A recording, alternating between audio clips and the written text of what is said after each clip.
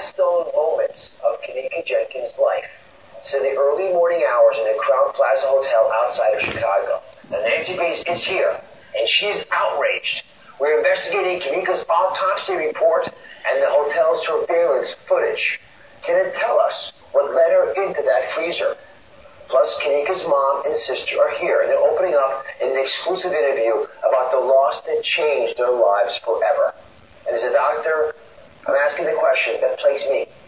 If she was found sooner, could she have survived? It's 11:30 p.m. September 9th when 19-year-old Kenneka Jenkins leaves her home, telling her mom she's meeting friends to celebrate her new job at a local nursing home. It will be the last time her mother, Tereasa, will see her alive.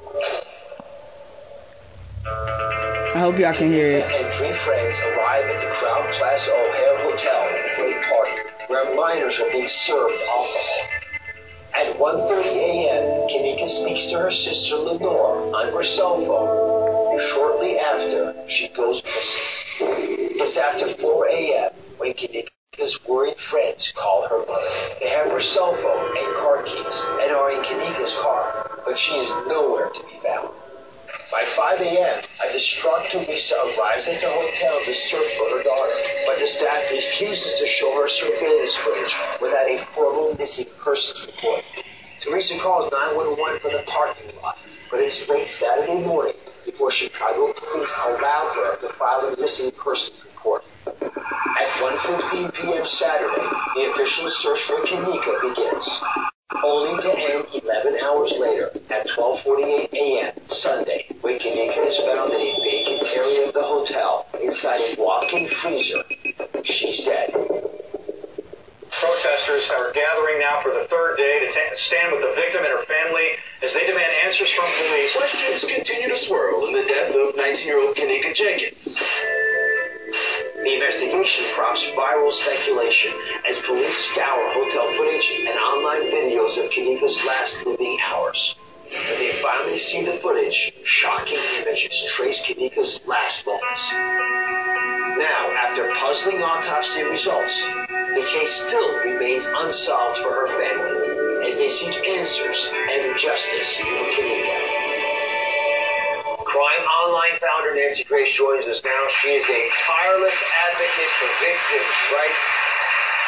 So let's get into this case. What puzzles you the most about it? You know, Dr. Oz, I hardly know where to start. Let's just start with a surveillance video, all right? Number one, when you have Nancy a bank of surveillance cameras, isn't there usually somebody sitting there looking at it? I mean, why do you have a bank of security video? It's to stop incidents from happening.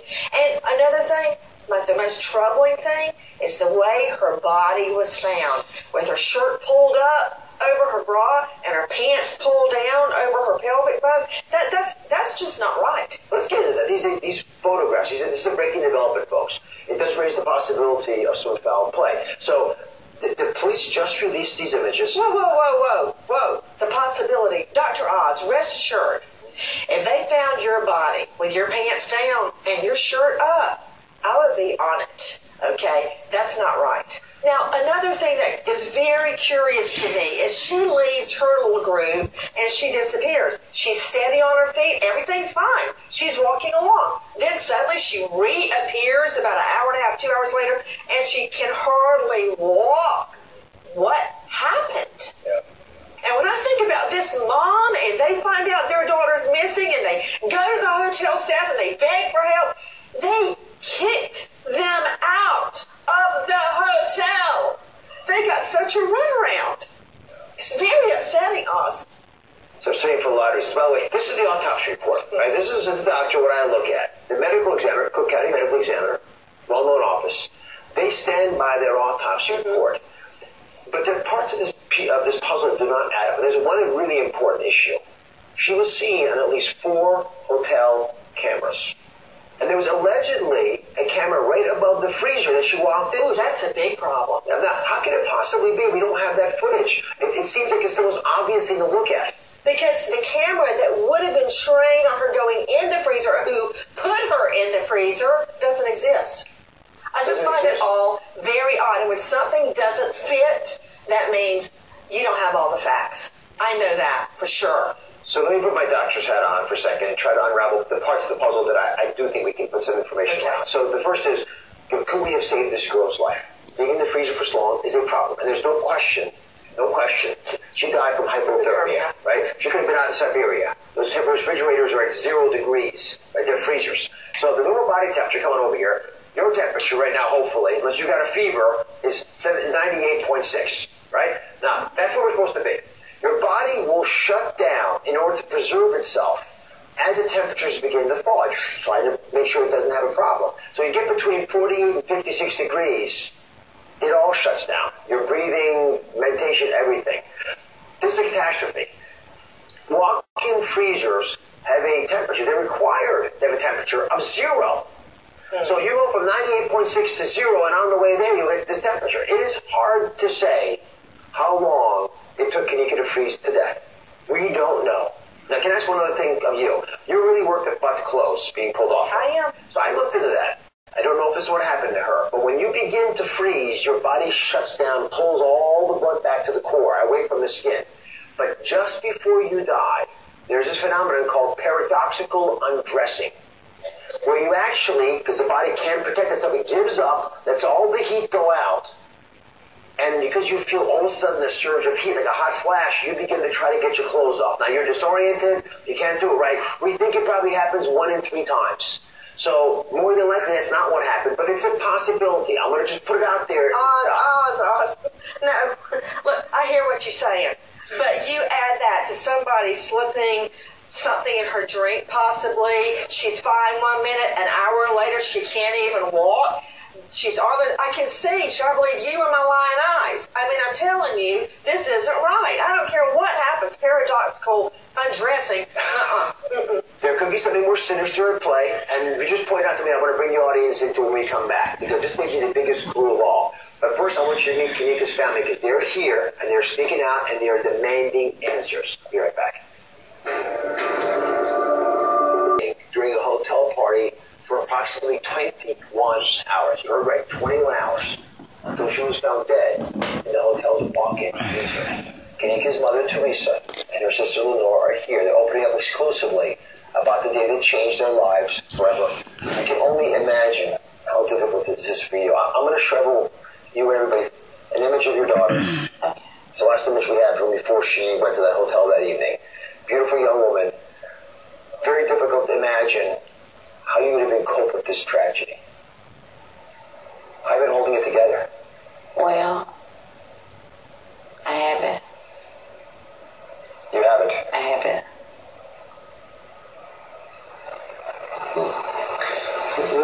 You're the big sister.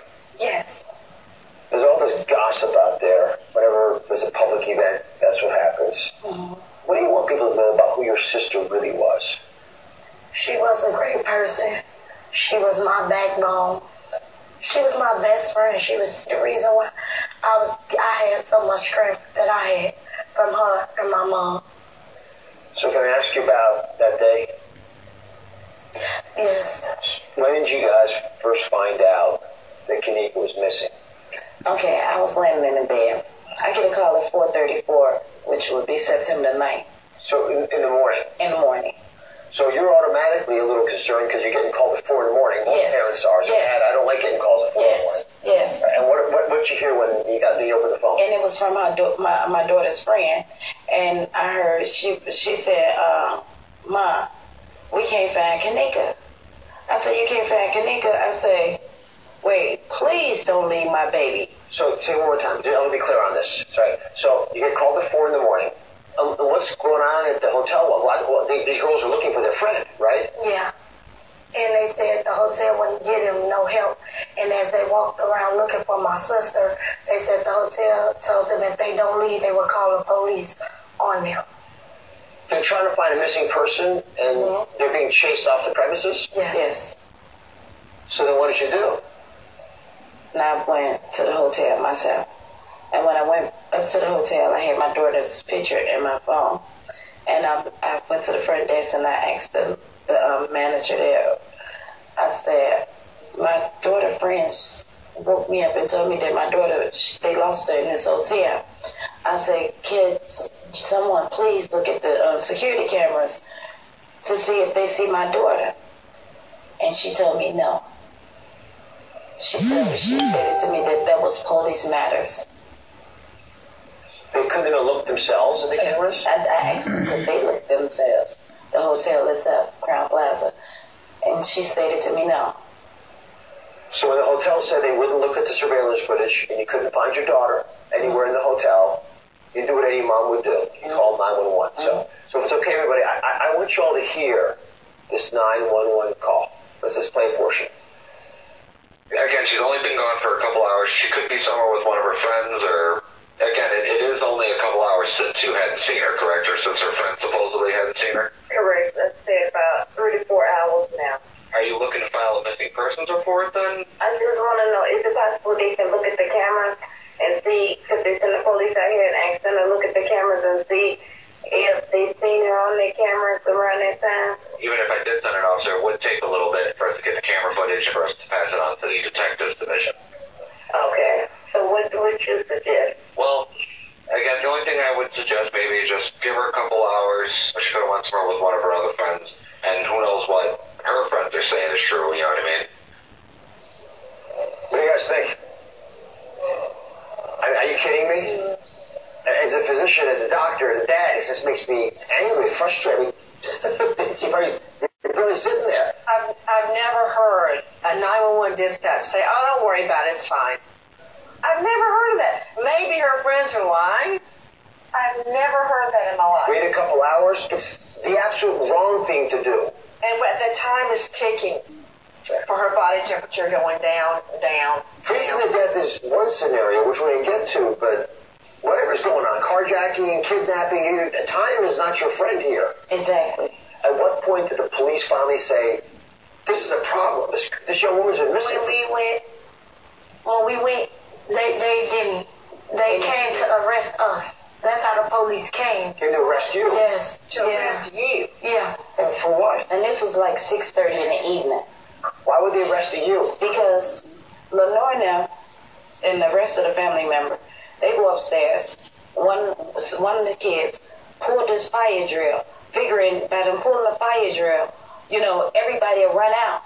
But they didn't, and they was knocking on doors and all of them had their phones, and they was like, with Kanika picture asking them, did y'all see her? Did y'all see her? Because we figured she's got to be in this hotel somewhere. So the police came because you were going through the whole... They came to arrest us. Yeah. We canines. So did they arrest you? No, They asked me what was going on. They have no clue that a young girl even came up missing.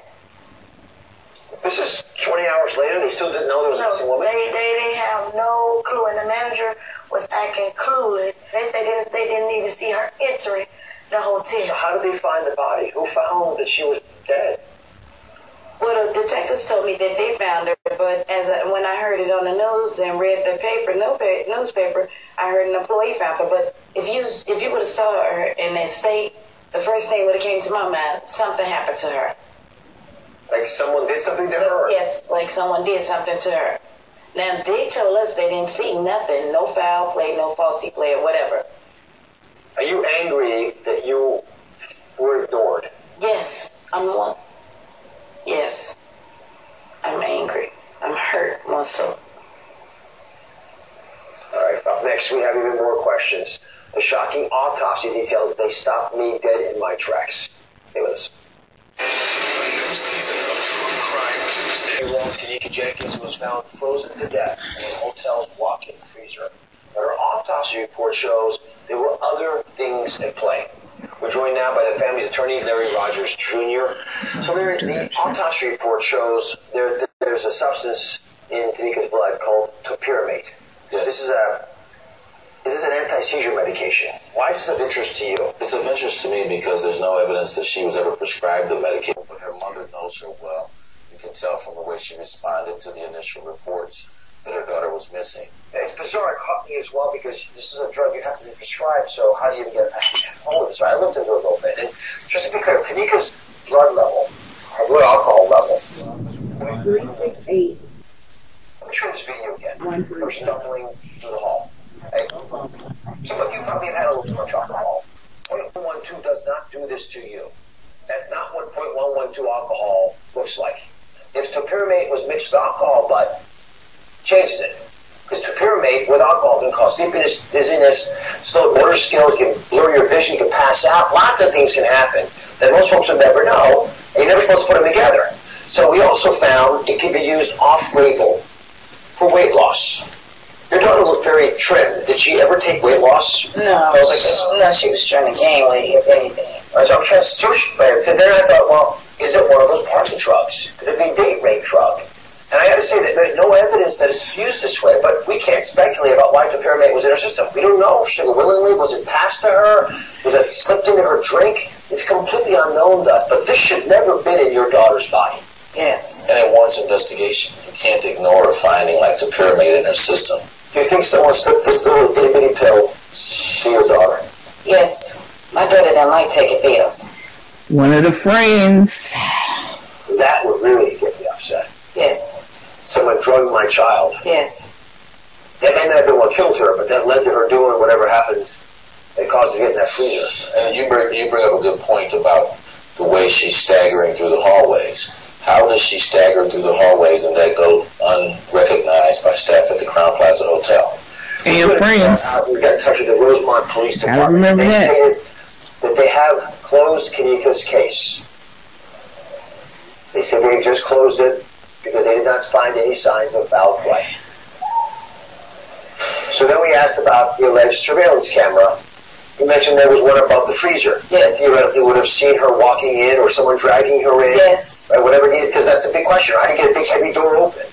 Yes. Right? And here's what they state. I wasn't there, but they were. They say there is one motion sensor still camera inside the kitchen that points in the area of the freezer, but does not show the door of the freezer. So they couldn't actually see the door itself. We followed up with the Crown Plaza Hotel itself, where Kanika's body was found, and their spokesman stated that no video shows her entering the freezer because we never had a camera there. So Larry, how do you respond to that? I went to the Crown Plaza and I did a walkthrough of the area. They had some 46 or so cameras there, and there were cameras that should have captured her progressing, apparently, according to them, toward this kitchen that did not capture her, and they claimed they weren't working. Nancy, what happened here? This is. You know, Dr. Oz, when I think about them trying to go door to door, showing the picture, then running to the next door and showing the picture as the minutes passed and her body temperature went down, down, down, down, down. Why was she told no? Why don't I see things in the autopsy like fingernail scrapings? Was there DNA under her fingernails? We'll never know. We'll never know now. Why were there was one thing after the next that went wrong? And when I think about what this mother has been through, and you know what I noticed about her? She'll get upset and she tries to be real calm. Why? Why were you trying so hard to stay calm?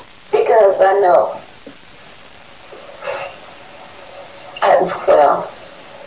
To get my daughter, because I knew something was going on with her.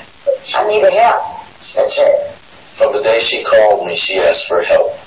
And she went to the front counter of that hotel asking for help, and it was all ignored. They would not have dismissed you, Dr. Oz, but she knew that if she went in there upset with her voice raised, they'd kick her out. They wouldn't have done that to you. I'm just telling you. They wouldn't have. And I know they wouldn't have. We gotta change this. You can't be scared, intimidated when you're searching for your daughter and trying to save her life. That's not the country we live in. I know this is incredibly hard for you. I hope you find peace. And we'll be with you and supporting you all we can. It's just the tip of the iceberg. Thank you. Thanks very much, Laura, for being here. Thank you. Okay. We hope we'll get some answers for you. We'll follow up on the case. We'll be right back. Thank you. I'm sorry.